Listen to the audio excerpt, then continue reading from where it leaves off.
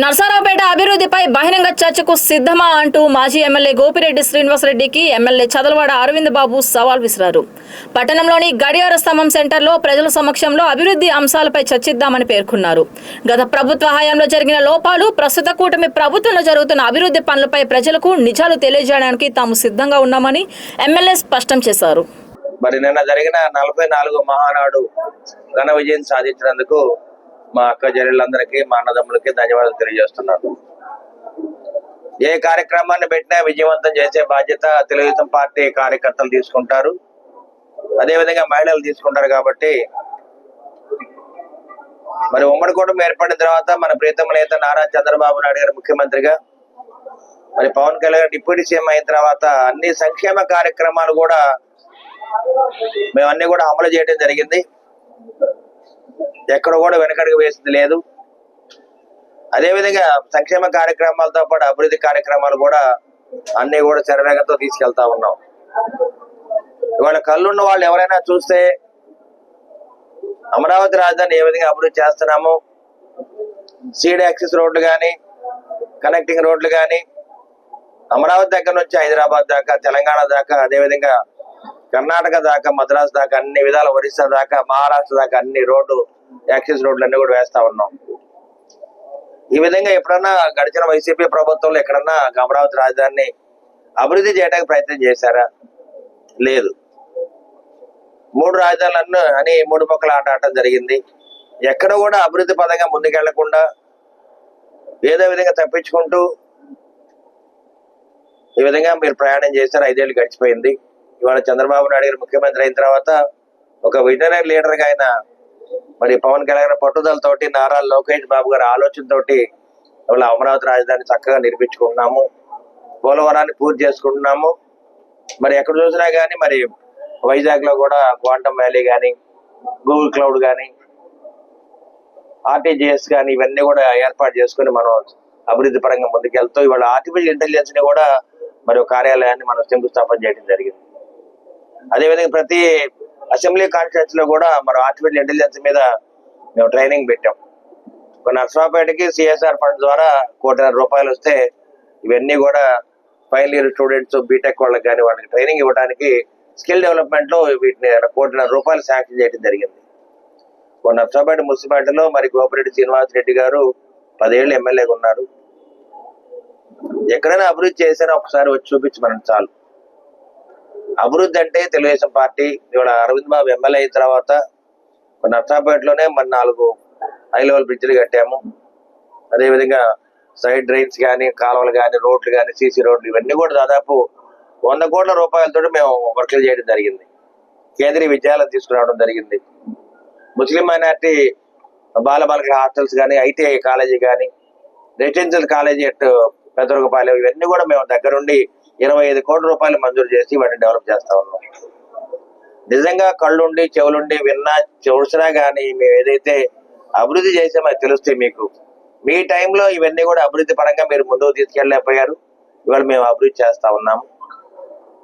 YCP ప్రభుత్వం కావచ్చు, YCP party కావచ్చు, జగన్మోహన్ రెడ్డి గారు కావచ్చు, గోపిరెడ్డి శ్రీనివాసరెడ్డి గారు కావచ్చు, ఒకసారి మీరు ఆలోచన చేయండి. నర్సరావుపేట నడుబడిలో మున్సిపల్ ఆఫీస్ దగ్గర అంజుమన్ కాంప్లెక్స్ ఉంది.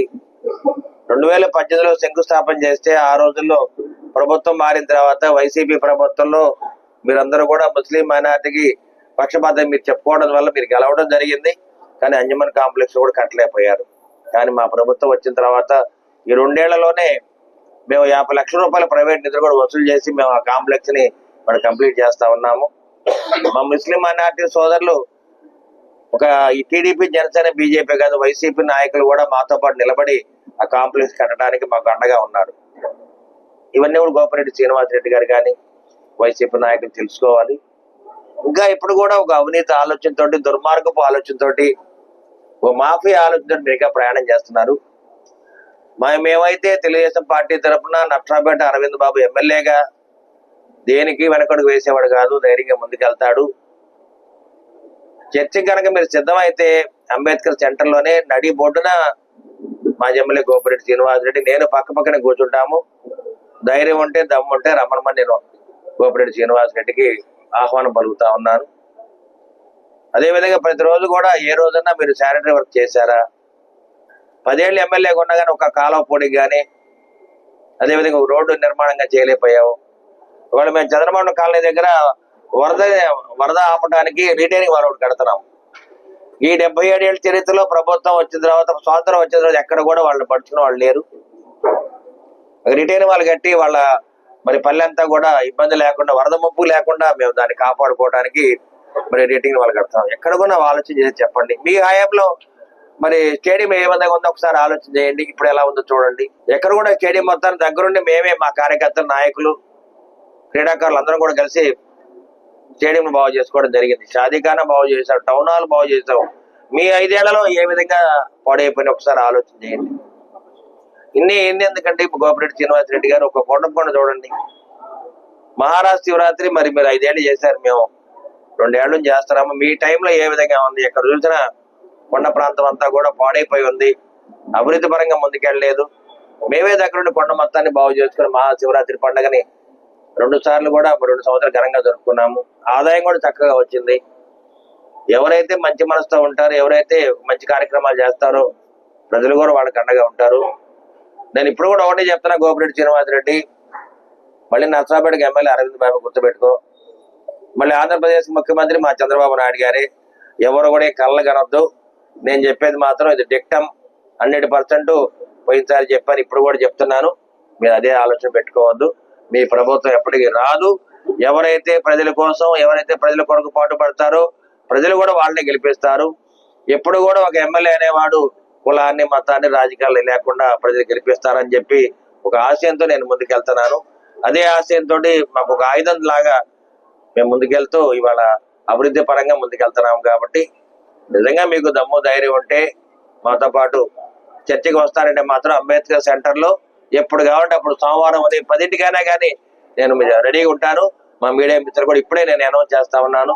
సోమవారం 10ంటికి మీరు వస్తారంటే అంబేద్కర్ సెంటర్ లోనే అక్కడే కూర్చుందాం. అభివృద్ధి పరంగా మేము ఏ విధంగా డెవలప్ చేశామో మీరేం చేశారో ఒకసారి మనం అక్కడ బల నిరూపణ కూడా చేద్దామని చెప్పి మరి గోపిరెడ్డి శ్రీనివాసరెడ్డి కానీ, వైసీపీ పార్టీ వాళ్ళు కానీ నేను హెచ్చరిస్తూ ఉన్నాను.